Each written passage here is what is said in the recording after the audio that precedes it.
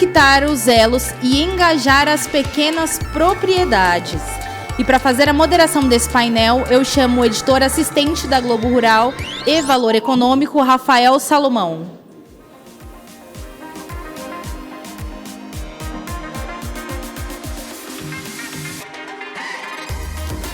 Bem-vindo.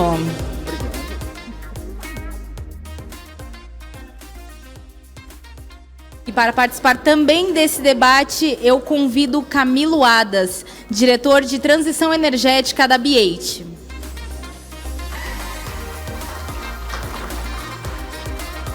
Rogers Pagnussat, presidente da Acergs, Associação das Empresas Cerealistas do Rio Grande do Sul.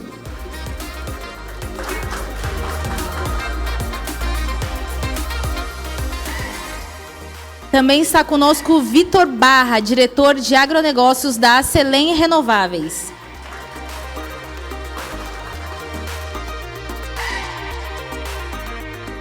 E para concluir essa mesa, contamos também com a presença de Ariane Krakov, especialista em agronegócios da Bain & Company.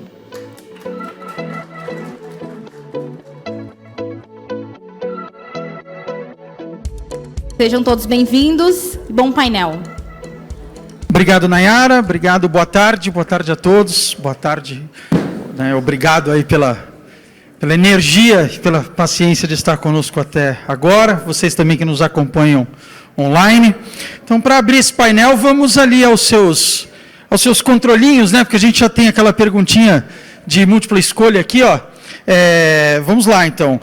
Qual é a principal oportunidade de integração de pequenos produtores a modelos de produção sustentáveis? Então, por favor, você pode pegar aí o seu... Tá todo mundo craque aí no controlinho já, né? Então, não preciso nem repassar as instruções e tal. Vamos lá.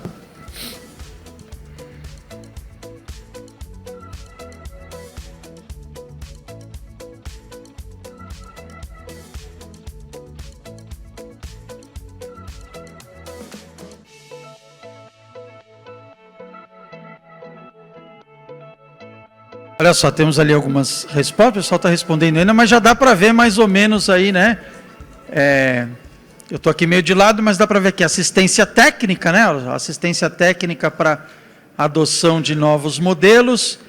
E também, olha só, isso é importante, em modelos de trabalho em cooperativas, né? Sempre que a gente fala aí de propriedades de menor porte, né? Produção aí em menor escala, a gente ressalta aí a importância do trabalho das cooperativas. São assuntos aí, são temas que fiquem à vontade também aí os nossos painelistas para incluir na conversa. Tá, eu vou rapidamente aqui, até para a gente incluir a nossa plateia o quanto antes aqui na nossa conversa, lembrando que vocês têm aí o QR Code para vocês mandarem as perguntas e também depois para responder e participar conosco aqui desses debates. Eu vou fazer aqui uma pergunta rápida aqui para cada um dos nossos painelistas para a gente introduzir o assunto e aí a gente já traz vocês aqui para a conversa. Tá bom? Eu queria começar então... Eu queria começar com o Camilo, porque me chamou a atenção, e parabéns aí à nossa organização, o nome desse painel é Transição Energética e Segurança Alimentar, e me chamou muito a atenção esse E, porque até um tempo atrás o E ainda era dúvida, né? Você acredita que esse duelo entre produção agrícola para alimentos e produção agrícola para energia renovável acabou? Nós temos produção suficiente para conciliar essas duas questões? Bom, primeiro, boa tarde a todos, a todas. Obrigado, é uma honra estar aqui, Rafael, colegas do painel. Dizer que algo acabou é quase impossível, porque as coisas... podem ter acabado num nicho, ou acabado para um grupo de pessoas, e não ter acabado em outro. Mas a pergunta é fundamental. E a gente precisa entender a pergunta sobre diferentes óticas. Vamos pensar, por exemplo, no tema do pró-álcool ou do etanol, que lá no começo do pró-álcool houve um momento onde houve uma oscilação da produção e da entrega para consumo do açúcar e acreditava-se que era porque a cana-de-açúcar estava indo toda para o etanol. Isso estou falando há cerca de 30 anos, né? Então, se essa questão da competição entre o prato e o tanque, por exemplo, a produção de combustíveis e a produção alimentar, pode ser um debate. Ou mesmo o debate do argumento que a CNPE utilizou na época de subir a mistura do biodiesel para deixar que ela subisse, evitar que ela subisse, como estava definido na lei do combustível do futuro, de B14, de 14% para B15, porque isso estava impactando no preço dos alimentos. É uma discussão. E a outra discussão, ela acaba sendo muito do ponto de vista da percepção europeia para esse debate, que é, eu não tenho área agricultável, eu não tenho produção suficiente para poder fazer os dois. Então, eu decido um ou outro.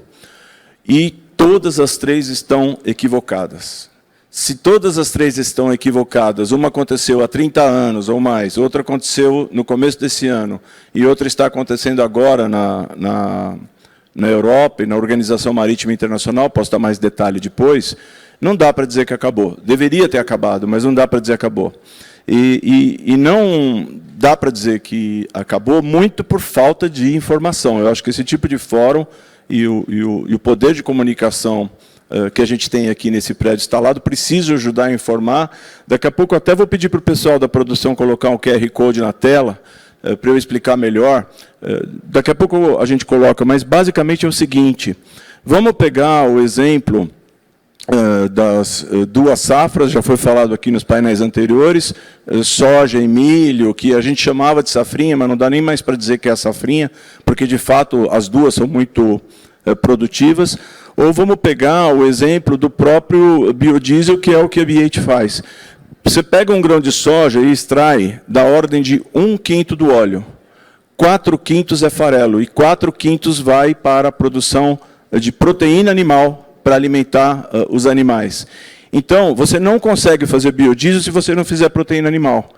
No fundo, o mercado de proteína animal, inclusive, puxa a produção do óleo vegetal. O óleo vegetal vai uma parte para a gente fazer fritura em casa, óleo de soja. Aliás, é um dos mais acessíveis em termos de custo. E uma pequena parte, só 6% desse grão ou menos, vai para fazer biodiesel. Então, a gente tem uma desinformação enorme nesse tema, e todo mundo fica falando assim, poxa, mas a hora que eu produzo produzo um biocombustível, eu não vou ter alimento no prato. Não existe isso, é e, não é versus, não é ou, é e, só que há muita desinformação. Vamos deixar, depois eu coloco o QR Code para a gente não tomar muito tempo agora, para os outros colegas participarem. Legal, vou passar para o Arya. Arya, a gente... Pegando até um pouco disso que o Camilo falou, a gente tem aí um mercado que sinaliza essa demanda, né, seja pelos mandatos aí de biocombustíveis, seja por leis, por regulação de governos, né? Vocês são uma empresa, você faz parte de uma empresa que lida com esse tipo de projeto e presta assessoria, consultoria para esse tipo de projeto de energias renováveis, de transição energética, para vários tipos de clientes. Como é que você vê a reação, então, do mercado e a reação do setor produtivo a essas demandas que vêm sendo criadas? Vou citar aqui também o combustível sustentável de aviação. Enfim. Perfeito, muito obrigado. Eu acho que, primeiro, é importante, quando a gente começa a falar de transição energética, é pensar que cada energia é utilizada para uma coisa. Então, você tem a marítima, certo? Tem a aviação, tem de carros e tem de caminhões. Cada uma delas vai ter uma rota e vai ter uma origem diferente para ter um caminho ótimo, certo? Então, cada um desses caminhos tem um tipo de projeto diferente, certo? Para carro no Brasil, a gente tem, obviamente, já etanol super desenvolvido. Mas a gente precisa ainda ir para a aviação, que o caminho mais natural é o SAF, o Sustainable Aviation Fuel. E, para esse SAF, a gente precisa criar toda a cadeia de o grão ou de qual vai ser o feedstock que vai alimentar tudo isso. Então, acho que a demanda existe porque tem mandatos, como você falou, e tem a regulação europeia ou americana que existe já ir migrando em cada um desses tipos de modal, tipos de transporte. O mais avançado é o de aviação, fora, obviamente, o biodiesel já que utilizamos no carro e nos caminhões. Então, existe a demanda, existe a necessidade. O desafio é articular a cadeia para trás, que essa cadeia ainda não está hoje articulada e hoje não está funcionando. Então, tem um monte de parcerias que você vai descobrir entre o fornecedor de semente, entre a empresa que processa, entre alguns dos próprios membros do painel, que você pode ver que vão criando para ver como conseguimos conectar a ponta do agro com a empresa de aviação, por exemplo. Eu vou aproveitar, já que ele está falando de estruturação de cadeias, vou passar para o Rogers aqui. Rogers, você que é da Associação dos Cerealistas, né? Você lida bem com essa parte, né, da cadeia. Eu queria perguntar se você concorda que ainda falta uma estruturação um pouco mais dessa cadeia de fornecimento, e como é que você vê essa possibilidade de articulação aí, dessa cadeia de fornecimento, trazendo, por exemplo, pensando que nem sempre a conjuntura acaba sendo favorável aí para a produção, vide até a própria situação do Rio Grande do Sul, né? Como é que os produtores do Rio Grande do Sul, por exemplo, nesse momento têm como investir ou pensar em investir em novas cadeias de produção ou fornecimento para outras cadeias de produção, quando eles ainda estão se recuperando daquilo que é regular, né? Então, eu queria entender um pouquinho isso do ponto de vista de quem lida exatamente mais diretamente com essa parte da cadeia. Obrigado, Rafael. Acho que a tua pergunta e a tua colocação foram muito pertinentes, e primeiramente eu queria agradecer o convite para estar aqui. Eu acho que é uma oportunidade ímpar do setor cerealista estar participando de um grande evento, principalmente dividindo o palco com pessoas extremamente competentes e os que aqui passaram e me antecederam hoje, colocando muito bem a realidade do agro gaúcho. Do agro brasileiro, e agora enfatizando o agro gaúcho, então, na tua pergunta, estamos passando por dificuldades, sim, no Rio Grande do Sul. Nós estamos vindo, então, de 4 safras com dificuldades climáticas, 2 cheias, 3 secas nos últimos 4 anos. Hoje, o estado está debaixo da água novamente. Então, assim, somos muito resilientes e temos muitos desafios. Mas quero te dizer, assim, que nós, que trabalhamos diretamente com o produtor rural, ele já está muito enganjado nessa cadeia, ele está muito conectado. Acho que essa é a palavra certa. Nós temos a indústria que está bem posicionada na nossa região. Isso é muito importante, porque a gente vem vendo que às vezes a gente quer criar uma demanda, criar uma cultura, mas não tem todo o ecossistema. Então, lá no Rio Grande do Sul, a gente tem o ecossistema completo, a gente tem o produtor que entendeu o sistema de produção de uma das principais culturas hoje para gerar o biodiesel, que é a soja, e, consequentemente, com a indústria e a proteína animal de grande escala e as indústrias integradoras que estão na nossa região, a gente cria um ecossistema quase que perfeito. Por quê? Porque hoje eu vi aqui muito se falar em sustentabilidade, muito em aproveitamento, e eu diria assim que nós, lá no Rio Grande, temos tudo isso junto. Nós estamos produzindo, fazendo essa agricultura sustentável, que, sem demagogia, para mim não é novidade nenhuma que foi apresentado aqui hoje, né? De culturas sustentáveis, enfim, do tratos culturais do solo, da segunda safra. É o que o Rio Grande vem fazendo. E agora, com essa dificuldade que a gente vem passando, respondendo a tua pergunta, uma das principais dificuldades nossas é o acesso ao crédito. Nós hoje, por efeitos climáticos, a gente está um pouco que à margem de seguros, né? Nós precisamos que o seguro rural volte com força lá para o nosso estado, uma estruturação, porque a gente sabe que efeitos climáticos vão acontecer. E isso não é culpa do produtor gaúcho. Veja, hoje nós temos um bloqueio atmosférico aqui no centro do país que não deixam as nuvens avançarem, né? E eu não sou especialista em clima para falar disso, mas é o que está acontecendo na realidade, né? As nuvens não avançam, está uma grande massa de uma frente fria de chuvas no Rio Grande do Sul que não consegue avançar para o centro do país. Então, acredito que não seja problema do produtor gaúcho de dificuldades climáticas geradas no Rio Grande do Sul, mas sim de um ecossistema como um todo. Então, te dizendo isso, eu creio que nós precisamos, no Rio Grande do Sul, ser resilientes, produzir mais do que uma safra, porque, hora ou outra, a gente vai ser atingidos por um clima adverso, tanto no verão quanto no inverno. E hoje, o que nos limita para dar esse segundo passo para produzir alimento, que esse alimento, esse grão, vai ser transformado em energia, através dos biocombustíveis, e depois a proteína, então, vai ser gerada através das proteínas animais. É a questão do crédito. Então, respondendo à tua pergunta, nós temos condições, sim, de fazer a segunda safra, de evoluir no Rio Grande do Sul, driblar essas adversidades climáticas que nós estamos passando nesse momento, mas faltando, então, ligar todos esses elos da cadeia, que é produtor, indústria, sistema financeiro, regulamentações governamentais, enfim, é um ecossistema complexo. Queria passar para o Vitor, então, lá na Acely, como é que todo esse contexto, como é que vocês lidam com todo esse contexto no negócio de vocês, né? De ter que lidar com uma cadeia de fornecimento, de ter que lidar também com uma demanda, de ter que lidar com um ambiente regulatório, e muitas vezes, né, que muitas vezes é difícil, porque, como disse o Arian ali, cada país, cada região, né, tem a sua regulamentação. Quer dizer, como estruturar um negócio como esse, nesse momento em que a gente fala exatamente de transição, né? Nós estamos num momento de transição. Não, perfeito, Rafael. Antes de mais nada, agradeço o convite para participar aqui do painel. Acho que tem sido um dia bastante produtivo, né? E é uma montagem de um quebra-cabeça no final do dia, né? Você tem uma série hoje... Quantas peças? É daquele de 500 ou vai para aquele de 5.000? Cara, eu não sei, mas se alguém souber, vale a pena até me falar também, porque a gente tem que entender, como você bem disse, que é uma transição, né? Então, uma transição, ela vai perpassar por um quebra-cabeça de 100 até chegar a 5.000 e voltar a um quebra-cabeça de 10. Tá? É a curva de aprendizado do processo.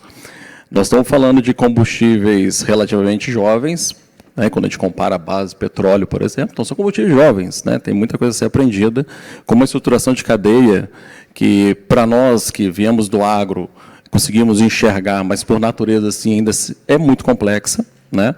Tentando atender mercados regulados que estão fora nesse momento do país. Então, nós temos uma condição Brasil de agricultura extremamente eficiente, e eu acho que isso tem que ser bastante evidenciado na COP, né? Acho que a Embrapa está fazendo um trabalho lá de fazer um roadshow até ali perto, ali mesmo, na sede que eles têm em Belém. Acho que vai ser bastante produtivo, mas deixar muito claro que o Brasil tem condições e já faz isso de forma recorrente, quando fala condições de ser muito mais sustentável do que é. Afinal de contas, a gente preserva aqui no país mais de 60% das florestas, e posso garantir com os dados que existem em público que mais de 70% daquilo que é preservado vem sendo preservado pelo agronegócio. Tá? Então, montar a junção desses stakeholders, tá? Primeiro requer vontade. Eu acho que tem que ter vontade, um plano muito claro de onde você precisa chegar, tá? Aquilo que você precisa fazer, né?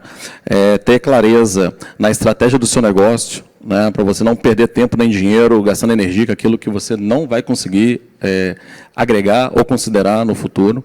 Né? E, juntamente com isso, trazendo esses parceiros, né, dentro da cadeia como um todo, não é só parceiros fora ou parceiros que são transacionais ou transitórios, inclusive, mas que possa, de forma em conjunta, levar. Aí eu pego um pouco do que foi falado anteriormente aqui pelo Ado, né?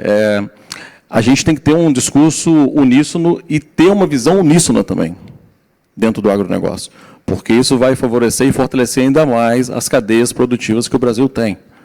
Tá? Então, acho que isso é muito importante. Então, nós lá na Acely enxergamos esses desafios, a gente tem um mapa bastante, assim, eu diria, complexo, mas bastante detalhado das ações que tem que fazer e os personagens que a gente precisa estar interagindo a todo momento.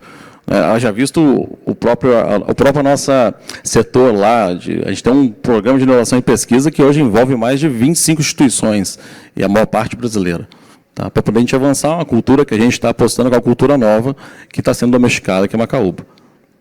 Que o Camilo quer complementar. Não, se vocês quiserem... Tá, não.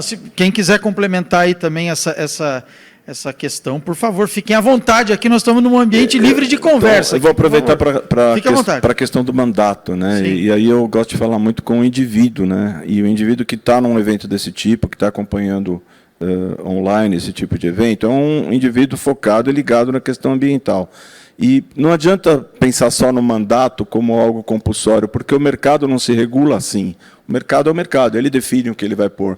E o indivíduo, por exemplo, que tem carro flex no Brasil, pelo menos nos estados que têm essa disponibilidade de etanol, seja de cana, seja de milho, seja o que for, 80% da frota circulante é carro flex. O indivíduo pode chegar no posto e colocar 100%, ele não precisa depender da mistura dos 27% ou dos 30% no mandatado, né? E a grande maioria dos indivíduos ainda raciocina, deixa eu ver se o preço está mais ou menos 70% do valor da gasolina, porque tem a questão da eficiência energética do etanol. Se tiver numa proporção boa, eu ponho, senão eu não vou pôr. Então, não precisa nem de mandato, a gente já poderia estar usando toda a nossa frota circulante com etanol, porque tem 80%, e o indivíduo não faz isso. E a diferença no custo no final do mês é mínima, mas a gente insiste em não perceber que isso também está na nossa mão. Mas como é que isso se aplicaria, por exemplo, transpondo para o mandato do biodiesel, que ainda tem mais limitações aí de crescimento, apesar das perspectivas aí que o próprio governo sinaliza? Eu preciso entrar um pouco no techniquez da montadora e da indústria automotiva, porque tem uma legislação específica de emissões de poluentes, de emissões locais, né, a poluição que a gente vê na rua, não o gás de efeito estufa, que você tem a obrigação de não passar de limites de emissão de material particulado e de óxido nitroso. Isso é aquilo que, quando você está parado no trânsito, vê um caminhão ou um ônibus, é aquela fumaça que sai do escapamento. Para esse, você tem que atingir NOx e passar de 30%, a indústria automotiva ainda não autorizou. Apesar da gente estar só em 14%, 15%, o combustível do futuro falar 2030 em 20% ou 25% em 2030, pela indústria automotiva poderia já estar em 30%. Ninguém está falando isso porque tem receio de abrir demais. Aí, chegar em 100% tem que respeitar esse limite. No caso específico, de novo, é um pouco delicado a fazer isso, não parece que eu estou fazendo marketing, a BH desenvolveu um produto, que é o BH Bivante, que é 100% puro e que pode ser utilizado a 100% em qualquer motociclo diesel já. E que poderia, por iniciativa do próprio usuário, ser aplicado. E aí vem de novo a questão do custo, porque como é um produto premium, você acaba pedindo 10% a mais, e a reação você fala com as áreas de sustentabilidade de empresas fortes, que têm estratégia ESG, ou sustentabilidade, todo mundo deseja. Quando você começa a negociar com as áreas de compra, suprimento, olha, meu budget não dá, vamos esperar mais um pouquinho, porque eu ainda não tenho obrigação mandatada, que é exatamente o ponto que você colocou. Eu acho que a gente não está percebendo a urgência climática do jeito que a gente deveria. Queria voltar um pouco e pergunta para todos aqui dessa questão da reestruturação de cadeia. A gente tem uma cadeia que começa lá no produtor, termina lá em grandes consumidores de combustíveis, distribuidores, indústria de aviação, enfim. Eu gostaria mas tem sempre o aspecto do produtor, né? Não quero elencar aqui qual é o elo mais forte ou mais fraco dessa cadeia, não é isso, mas eu gostaria de ouvir uma avaliação de vocês sobre como fica a transferência de riqueza disso ao longo da cadeia, porque é um produto de valor agregado, é um produto que tem um diferencial de sustentabilidade, mas a cadeia dele começa em produtos que, em sua maioria, ou naqueles que são principais, ainda são comoditizados e de que muitas vezes o produtor toma preço e ele dificilmente faz o seu preço. Então, como é que fica a questão da transferência de riqueza entre o que você pode colocar de preço dentro da cadeia, entre o elo que também toma preço dentro da cadeia, para que haja, de fato, esse incentivo de estruturação de cadeia que vocês estão colocando aqui, de fazer essa cadeia, de fato, ficar uníssona nesse ambiente de transição energética. Olha, se eu posso contribuir... Fiquem à vontade, por favor. Qual o primeiro... Fazendo um apanhado geral do dia aqui. Se fala em sustentabilidade, se fala em mudanças climáticas, e eu vejo assim que a primeira coisa que nós, como brasileiros, devíamos ter seria uma pauta única, para nós ir para a COP falando a mesma língua, mesma linguagem, pegando um apanhado do que foi falado aqui desde a primeira palestra de manhã até o momento. Nós temos que ter uma unidade no discurso e validar as boas práticas agrícolas das fazendas que a gente escutou aqui, que a gente sabe que isto é verdade, tanto é que os produtores de café, quanto os de soja, quanto os de boi, todos eles disponibilizaram as suas propriedades para serem visitadas. As universidades que aqui passaram e os institutos que atestam esse sequestro de carbono também são todos verídicos. E só no fato, como o Camilo falou, é uma opção de mercado, uma opção de demanda. Quando você tiver demanda, você autorregula a cadeia. Então, você pensando num combustível, num biodiesel hoje, que ele é 80%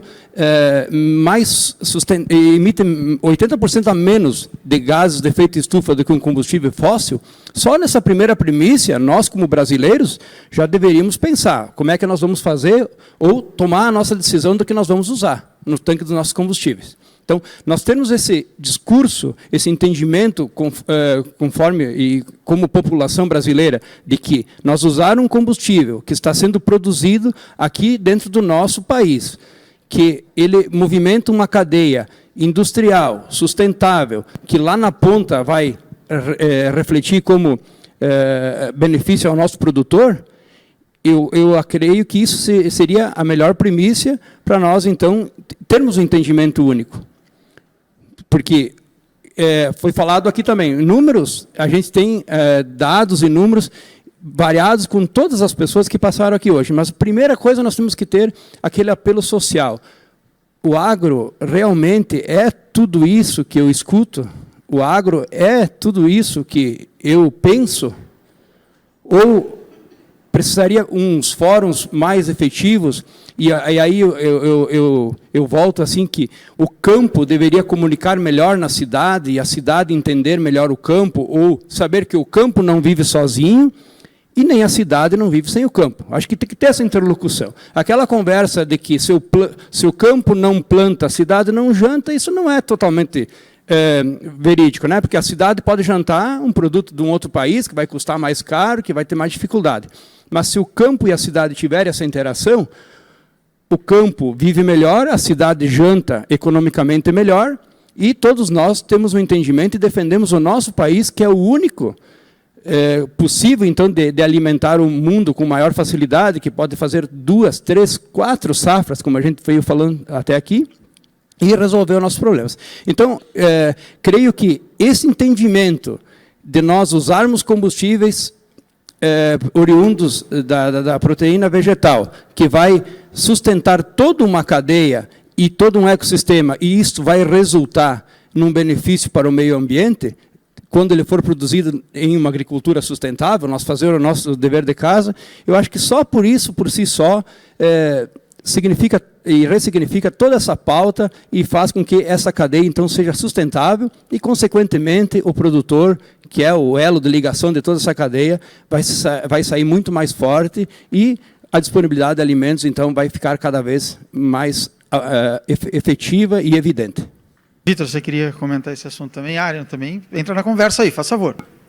Eu acho que essa questão da distribuição da riqueza que você traz, quando a gente fala de um produto que tem valor agregado, e eu concordo plenamente com o que todos falaram aqui, eu acho que todo mundo tem falado muito de sustentabilidade, descarbonização, mas ninguém está querendo precificar isso ainda, né?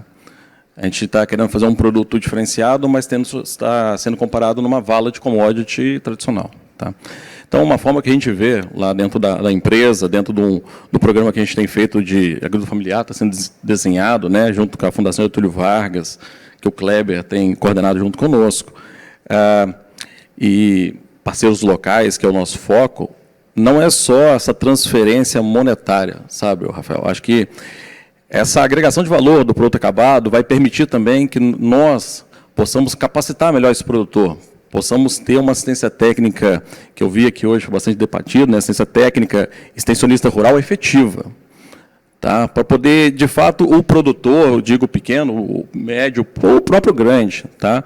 Tem uma condição de um direcionamento técnico que ele tenha condições de ser muito mais produtivo na área dele, né? E é aquilo que a gente fala muito, né? Commodity, você olha para o lado do custo, você não olha para o lado da margem, da receita. Porque, no final do dia, o balanço te dá a margem. Então, ser eficiente na produção, né? E aí, quando a gente fala de agricultura familiar ou pequenos, é que garanta que eles tenham a rentabilidade e tenham a segurança alimentar deles ali. Né? A gente não está falando, vamos tirar o calpi, ou vamos tirar a mandioca, ou vamos tirar o que quer que seja ali, vamos botar uma outra cultura. Não, de forma alguma. Como é que a gente faz para fazer isso de forma integrada e que as duas culturas tenham uma produtividade boa e com uma cadeia de valor estabelecida? Né? No Brasil, a gente tem diversos e diversos projetos de sucesso com relação a isso, né, quando é feito de forma estruturada, né, trazendo assistência técnica, criando uma cadeia de valor até o produto final, para não morrer igual projeto de maracujá não sei aonde, a planta maracujá, vou montar aqui uma fábrica de polpa, o cara some, o cara plantou maracujá e fica com maracujá na mão.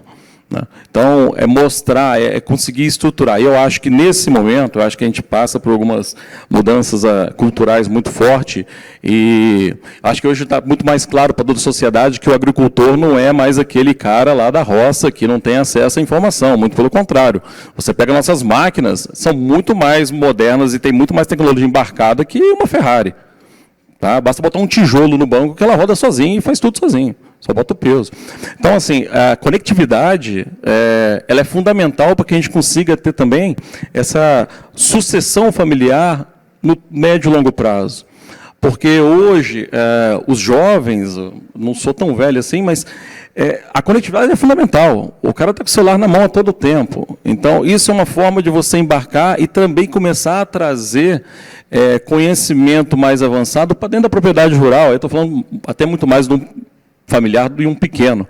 Tá? Então, você começa a trazer algo que é atrativo e está em consonância com o mundo moderno, vamos dizer assim, mas que está sendo aplicado de forma recorrente na agricultura, seja aqui no Brasil ou em qualquer lugar do mundo. Tá? Seus clientes levam usando a linguagem corporativa moderna, essas dores para você, Ariane, também? Não? Eu acho que... Eu queria conectar... Já respondo essa, mas acho que eu não queria perder o gancho de um comentário. Eu acho que a forma que eu olharia é, antes de dividir e ver como a gente distribui, acho que o teu ponto é, a gente pode olhar como tem uma oportunidade enorme para os agricultores, especialmente os agricultores do sul, que, pela característica do clima e da terra, podemos ter cultura de inverno, por exemplo, para fazer Sustainable Aviation Fuel. Então, eu acho que, no lugar de nos preocupar hoje com como a gente divide, ou quem que leva, ou vai para onde, quem ganha, olhar como todos vamos a ganhar porque vamos criar algo que antes não tinha. Certo? Então, acho que o foco, acho que o ponto, o que eles falaram, acho que a essência foi, se nos alinhamos, todos ganhamos. É isso. Mas acho que primeiro, antes de ver como a gente divide o bolo, acho que vamos tentar ter o bolo maior que a gente conseguir. E o Brasil está 100% bem posicionado para ter um bolo gigante, para depois todos que estão aqui ganhar, especialmente no agro. Acho que eu só queria trazer esse ponto de vista, que acho que nos ajuda para alinhar como a gente consegue criar valor entre os que estamos aqui, entre os membros participantes do agro. A tua pergunta se trazem essas dores. A resposta é sim. A gente tem a discussão de qual é o meu papel nessa nova jornada. A gente fala, eu pessoalmente, para quem não percebeu, eu sou argentino, eu falo também com agricultores na Argentina. Eles perguntam, bom, qual é o meu papel? Eu migro para outra cultura? Eu faço, não faço? Não tenho a tecnologia? Eu acredito na pessoa que me está dando essa semente? Não acredito? Para aqui um elevador, não, que captura essa semente e vai vender, exportar. Eu entro no jogo, eu invisto $1 milhão para ter um processador para carinata, camelina, ou eu fico com isso. Então, sim, as dores existem. Mas acho que as dores são porque tem uma oportunidade. Não é uma dor ruim, é uma dor de crescimento, por chamar de uma forma. Então, eu mais bem olharia com esse olhar, eu sei que posso estar sendo positivo demais, mas acho que para o Brasil, no cenário de transição energética, está extremamente bem posicionado. Camilo. Eu queria falar uma questão da cadeia que eu não comentei ainda. Eu acho que a primeira coisa é, no nosso mundo cartesiano, a gente precisa dividir as coisas em caixas ou em escaninhos para poder compreender, estruturar e fazer a gestão. E aí a gente fala o agro, né?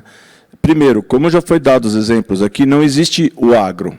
A gente precisa compreender o tema como agroindústria. Por quê? Se for só agro, aquela semente vai brotar por livre e espontânea vontade. A gente tem máquina preparando o solo, a gente tem máquina fertilizando o solo, a gente tem colheitadeira, a gente tem trator. Qualquer evento do agro, que você viaja para um evento do agro, você vai no hotel, na hora do café da manhã, a grande maioria das pessoas que está lá uniformizada está com algum logo da indústria, que está vendendo equipamento para aquele agro. Então, não existe agro sem indústria. Como foi comentado aqui, a própria questão da satelital ou da comunicação no agro, da conectividade, já mostra que o agro está no limite desse avanço. Seja agricultura familiar, seja o agricultor rural, seja as grandes propriedades. Não dá mais para fazer parte dessa cadeia se você não tiver industrializado.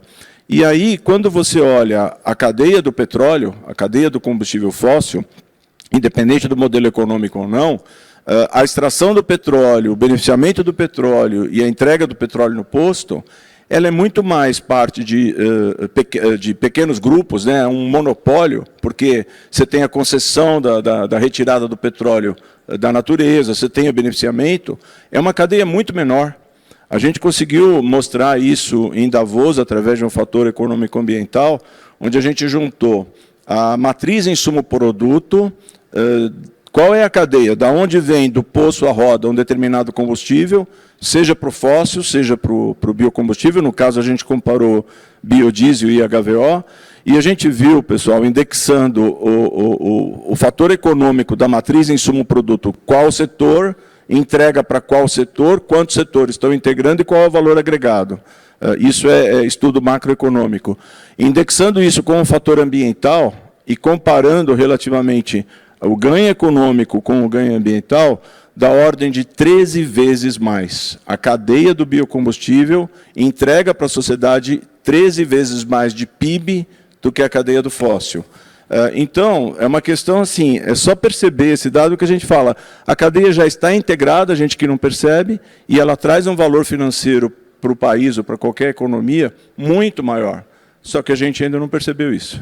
Nós temos aqui um pouquinho mais de 20 minutos ainda de painel. A gente vai colocar a plateia agora nessa discussão, porque chegaram aqui várias perguntas. Muito obrigado desde já pela participação. E para você que está na plateia virtual, aí pode mandar suas perguntas, que aquilo que a gente não conseguir, evidentemente, responder aqui, nós vamos encaminhar para os nossos painelistas, para que vocês também não fiquem sem o retorno de vocês. Tá bom? Então, assim, eu vou emendar aqui uma pergunta na outra, que vamos fazendo e, né, rapidamente a gente vai respondendo e discutindo. Uma pergunta legal aqui sobre diversificação de matérias-primas.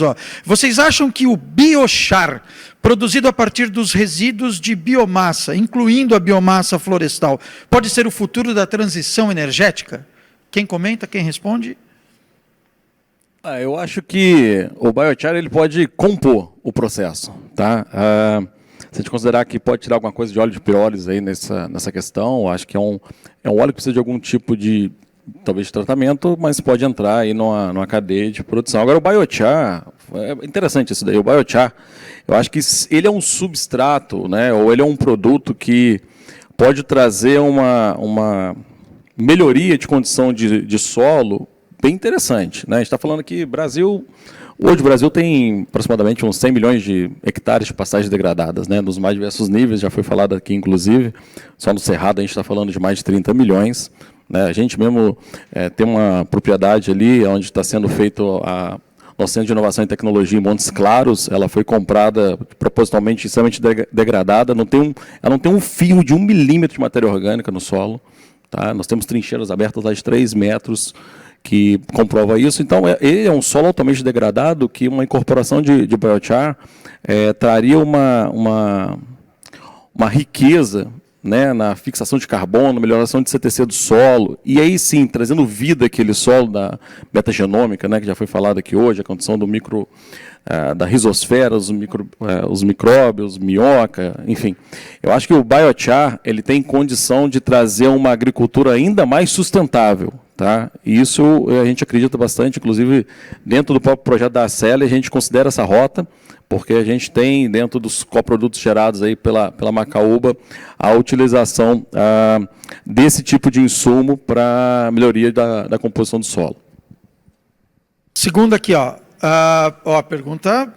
Pós-Trump, os Estados Unidos / mundo regrediram nos avanços aos biocombustíveis renováveis versus os fósseis. Como transformamos esse movimento de transição energética em política de Estado e não de governos? Boa sorte, passei né? a bola. Eu posso... Bom, vou fazer ensaiar uma resposta e depois vocês complementam. Primeiro, a minha visão é 100% apolítica, então não vou falar sobre presidente, governo, política de cada um dos países. Mas acho que é muito importante a gente olhar o que realmente acontece e não o que as pessoas falam. Nos Estados Unidos, tem uma semana ou 3 dias que aumentaram o mandato de biodiesel de consumo nacional nos Estados Unidos, certo? O Trump, quando tentou fazer qualquer mudança do regulamento local nos Estados Unidos de biocombustíveis, foi barrado pela mulher de agricultura dos Estados Unidos. Então, quando a pergunta é como fazemos para que seja relevante, é só ser relevante. A realidade é essa. Parece meio simples, mas a agricultura nos Estados Unidos e, obviamente, no Brasil é extremamente relevante. Então, se é negócio, vai funcionar. O que não vai ser sustentável é achar uma solução que não pare de pé economicamente. Então, o trabalho que a gente tem entre todos os atores da cadeia é que a cadeia seja sostenível economicamente. Obviamente, começa com um mandato de algum governo, pode ser nos Estados Unidos, pode ser nosso próprio brasileiro, pode ser da Europa para a SAF, mas a cadeia ela tem que ser sostenível economicamente. Sendo sostenível economicamente, acabou. Não tem discussão fora isso. E complementando, né, vamos olhar o pró-álcool e agora o etanol. Já é uma política de Estado. E atravessou 50 anos, está completando 50 anos. Obviamente, ao longo desses 50 anos, a cada 4 anos, um ou outro governante poderia influenciar de uma maneira ou de outra. Mas considerando o aspecto de mercado e considerando aspectos de infraestrutura que estão muito além disso, a gente precisa ver o fenômeno de forma macro. A outra questão é o modelo de gestão de um país, seja ele democrático, parlamentarista, seja o que for. Em que medida um governante pode ir lá e modificar algo que tenha peso de lei? Se tiver mecanismos frágeis e não democráticos, a gente fica cada vez mais suscetível a um governante. Mas se tiver um modelo robusto, ele passa e depois que ele passa, às vezes ele pode ser até esquecido, ou se for lembrado, vai ser lembrado por algo que não contribuiu para a sociedade em geral. Então, assim, a pergunta aí não é uma pergunta nem de mercado, nem de climática, é uma questão de gestão estrutural de governos. Virou um pouco jargão, a gente fala assim, precisamos de uma política de Estado e não de uma política de governo. Isso, para mim, já é óbvio. E já é óbvio à medida que a gente perceba as gerações se passando e melhorando. E eu acho que o mais interessante, complementando o exemplo, eu atuo muito forte na Organização Marítima Internacional. Na IMO são 176 países que se reúnem em Londres para debater o futuro da transição energética do mar. E por mais que pareça estranho, este efeito que aconteceu nos Estados Unidos foi favorável aos biocombustíveis. Por quê? O bloco europeu estava sempre alinhado, falando em advanced fuels, e não permitindo a entrada dos biocombustíveis na paleta de possíveis rotas tecnológicas que permitiriam atingir as metas. Quando o movimento Dig Baby Dig começou, na última reunião em abril, os árabes chegaram com muita força querendo regredir as metas. Qual foi o efeito? Os europeus que estavam em bloco contra os biocombustíveis, sob o risco de verem toda aquela estratégia se deteriorar, começaram a flexibilizar com os biocombustíveis porque eles não queriam deixar que os próprios árabes tomassem mais força na voz. Então, por mais que pareça que teve um efeito negativo, na IMO, este efeito negativo Dig Baby Dig foi super positivo porque gerou uma flexibilização com novos players entrando. Então, eu acho que a gente tem que tomar um pouquinho de cuidado como a gente observa esses fenômenos muito em cima do headline, né, e entender mais a fundo outras camadas que existem. Legal, temos menos de 15 minutos aqui, vamos tentar responder a todas as perguntas que chegam aqui, ou pelo menos a maioria delas. Temos a próxima. Como a circularidade e os biocombustíveis podem ampliar o suprimento de energia demandado dentro da porteira? Rogers, vai nessa? Olha, posso contribuir. Manda bala. Como os biocombustíveis podem ajudar dentro da porteira, a circularidade? Eu creio que hoje nós já temos a inserção, já estamos no B14, né? Vamos subindo cada vez mais com a indicação de um aumento maior, como foi falado aqui no início, uma questão de montadoras admitirem a possibilidade da mistura ser ampliada. E eu sempre tenho a premissa que nós estamos produzindo o nosso próprio, a nossa própria energia, a gente consegue, então, agregar muito valor ao nosso produto, né?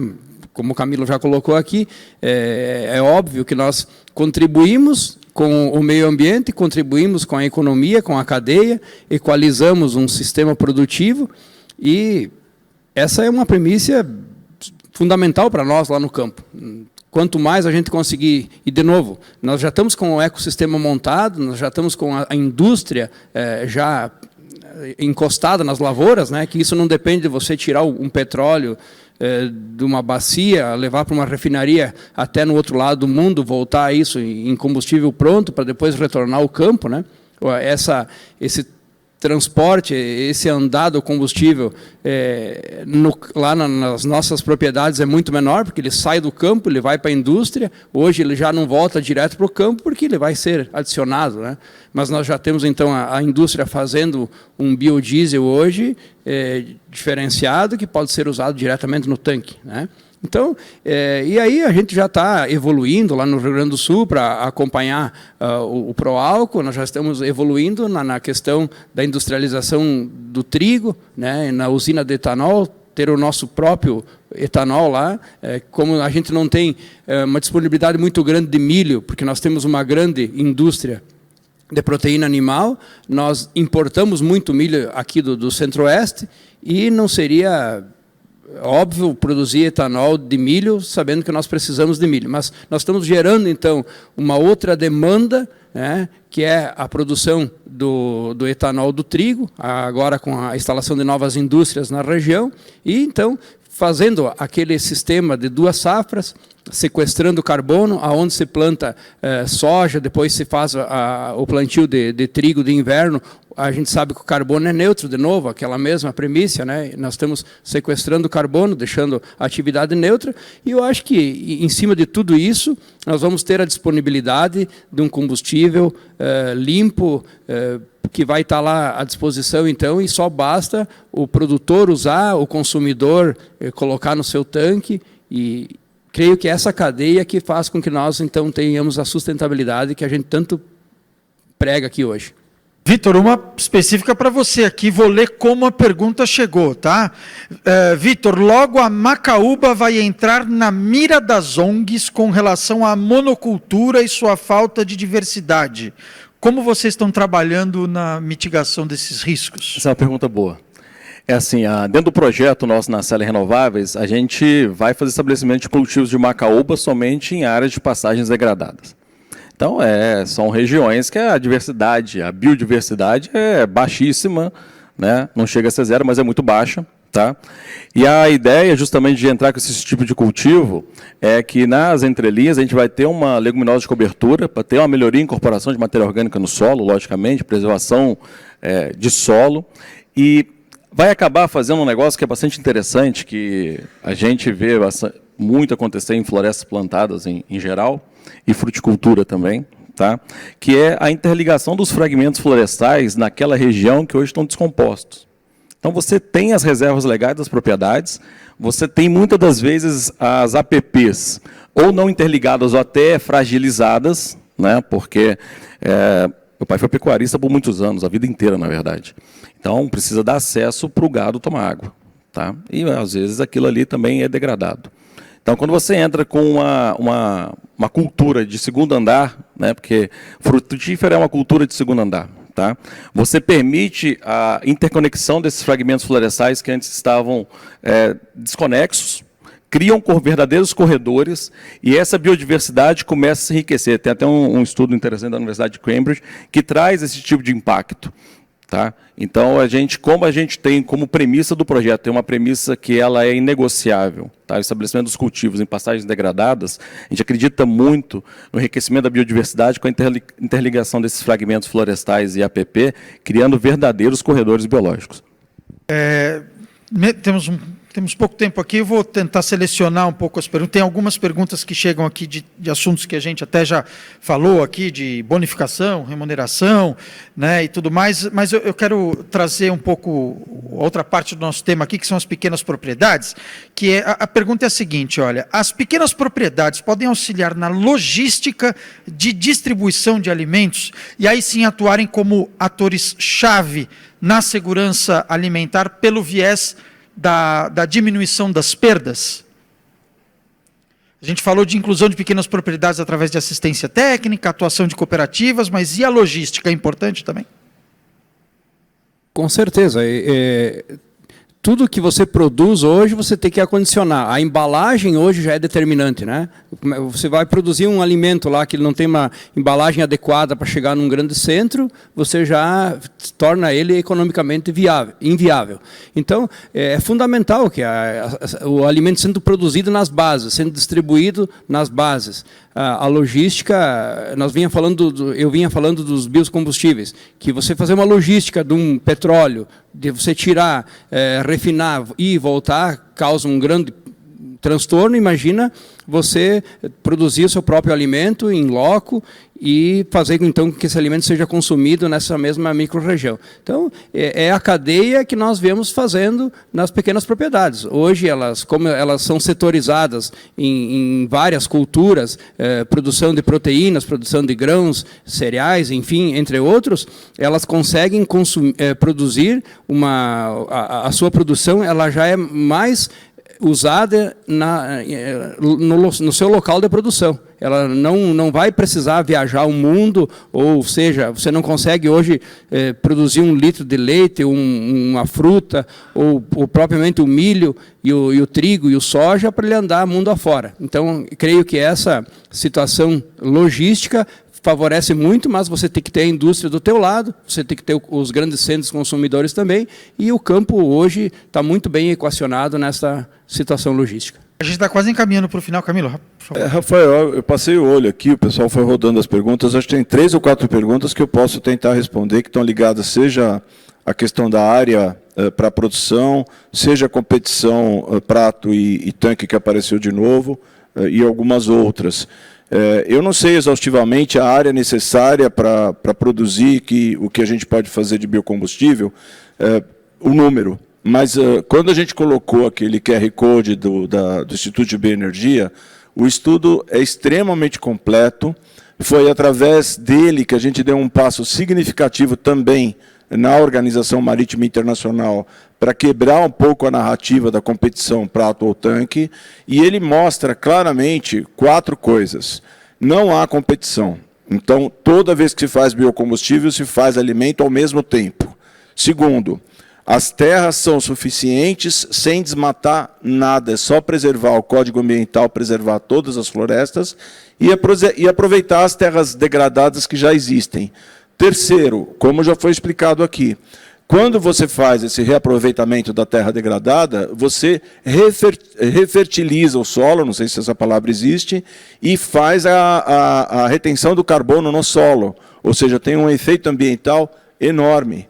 E, por último, a maneira de se calcular o ILUC, que é a mudança indireta do uso da terra, está totalmente distorcida sobre a ótica de papers científicos internacionais que são reconhecidos e que não deveriam ser, ela está distorcida, primeiro, pela metodologia, segundo, porque ela não representa as práticas brasileiras, terceiro, porque elas são baseadas apenas em estudos científicos sem comprovação prática. Então, se vocês quiserem ler, o estudo tem mais de 80 papers abertos para conhecer, e se precisar, depois eu fico também com o meu contato. Foi feito pela professora doutora Glaucia Souza, da FAPESP, onde tem resposta para uma série de perguntas que estão aqui na tela. Olha, as perguntas continuam chegando, infelizmente a gente não vai ter tempo aqui de responder todas, mas eu estou vendo a lista aqui, é uma mais interessante que a outra, que mostra bem a qualificação aqui da nossa audiência. A gente agradece, a gente se compromete a repassar essas perguntas aqui para os nossos painelistas, mas a participação de vocês não acabou, porque a gente tem aqui nessa parte final dos painéis algumas perguntas que a gente vai fazer e que vocês vão responder por meio de QR Codes aqui. Então eu tenho tempo para as duas finais, né? Então eu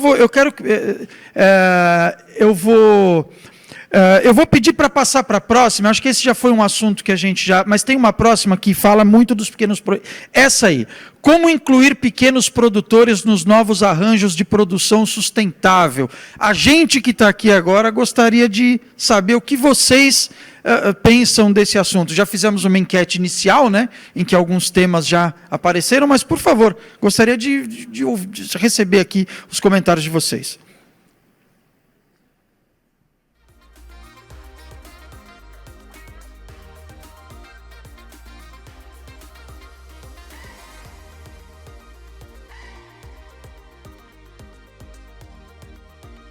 Posso ir comentando enquanto o pessoal... Pode, enquanto a gente aguarda. Vocês fiquem à vontade aqui também, viu? Eu acho que viu? o Rogers já falou um pouco. Eu acho que as cooperativas são um fator fundamental para essa integração, e incentivar as cooperativas e a produção familiar em se integrar nessas cooperativas garante processos de rastreabilidade, de certificação, de treinamento, de acesso à tecnologia e informação. Então, eu acho que isso precisa ser citado. A Biete, inclusive, tem um prêmio para as famílias que se integram e que participam do programa de maneira adequada. Então, eu acho que essa questão da integração passa muito pelas cooperativas. É legal que vai chegando aqui, ó, ouvir o produtor. Olha que interessante. Às vezes a gente, né?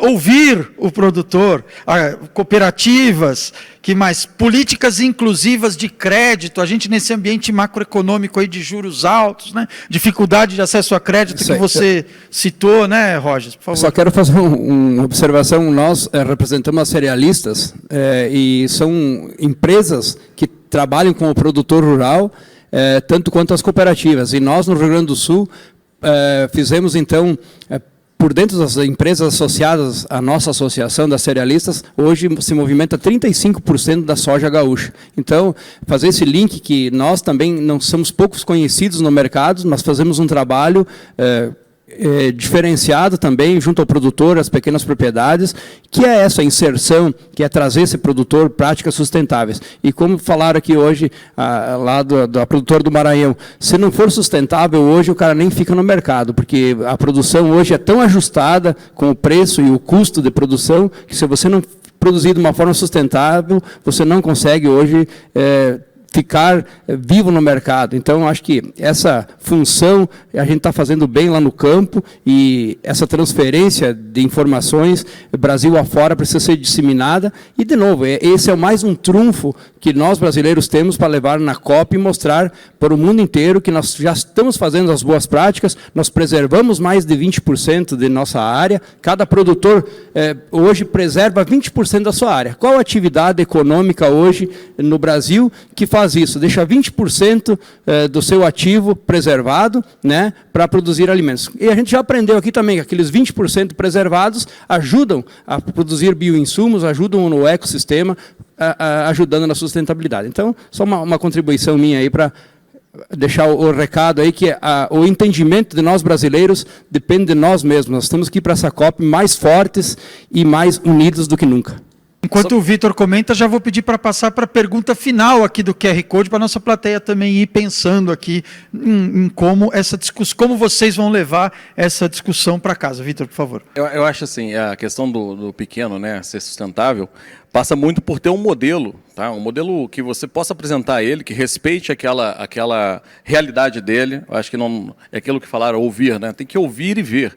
Respeite aquela realidade dele, você leve um modelo que tenha uma acessibilidade ao crédito, entendeu? Que seja compatível com aquilo que ele vai precisar e o modelo de negócio que você quer trazer junto a ele, né? Assistência técnica ou insistência técnica, que a gente fala muito, né? Para que ele tenha condições de estar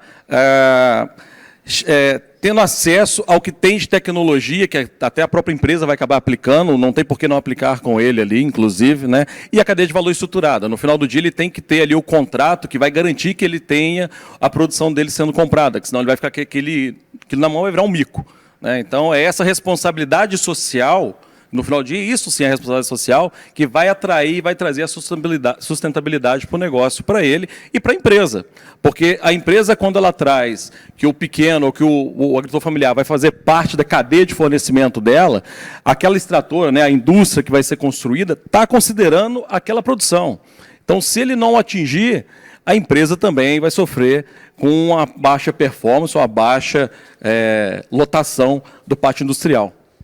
Ari, um comentário final seu. A gente está vendo as respostas aqui, olha, assistência técnica, unificar discurso para o brasileiro, a demanda precisa escolher o biocombustível. Muito legal essa participação de vocês. A gente agradece a participação de vocês, a presença também na nossa plateia virtual. Ari, eu vou pedir uma palavrinha final sua antes da gente se despedir aqui. Só isso, né? Só a palavra final. Só isso. Tá bom, ótimo. Eu acho que primeiro, acho que estava lendo os comentários, acho que muitos deles estão muito bem acertados. Acho que temos uma oportunidade muito grande, acho que o Brasil está super bem posicionado, acho que temos que ir integrados à COP para mostrar isso para fora. Acho que uma coisa que o agro brasileiro sofre não é bem visto fora, mas também não é a realidade que tem que existir aqui. Então, a gente precisa nos mostrar unificados e mostrar isso para fora. E eu acho que de novo, para mim a gente vai conseguir resolver a cadeia, mas é importante a gente olhar essa cadeia integrada, porque acho que, como comentaram no início, as indústrias de petróleo, elas são poucas, as empresas são poucas. Nós somos milhões. Então, temos uma complexidade no agro que precisa ser resolvida. Então, acho que o nosso desafio passa por aí e ir nos integrando um pouco mais para frente da cadeia, com processamento, com indústria, até chegar lá e ser alternativa realista, sustentável. Muito obrigado a vocês, viu, pelo tempo, pela disponibilidade, pela disposição de vir aqui compartilhar um pouco do conhecimento de vocês. Obrigado a vocês aí pela participação também, né? Espero que a gente aqui também tenha contribuído para a riqueza e para a importância desse debate. Muito obrigado.